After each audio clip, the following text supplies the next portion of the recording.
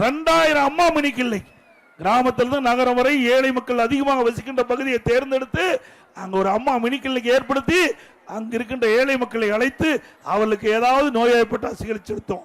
அவர்கள் ஏதாவது அங்கே அவசர சிகிச்சை பெற வேண்டும்னா உடனே அங்க போய் சிகிச்சை பெற்றுக்கலாம்.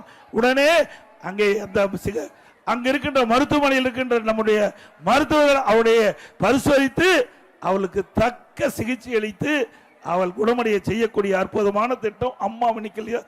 அதை திராவிட முன்னேற்ற கழக அரசு ரத்து பண்ணிட்டாங்க. மீண்டும் உங்களுடைய ஆதரவோடு அனைத்து இந்திய அண்ணா திராவிட முன்னேற்ற கழக அரசு அடுத்த ஆண்டு ஆட்சி அமைக்கும்.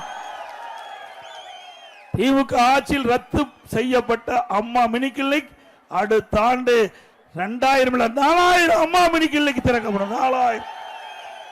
இது கலசபாக்கம் சட்டமன்ற தொகுதி.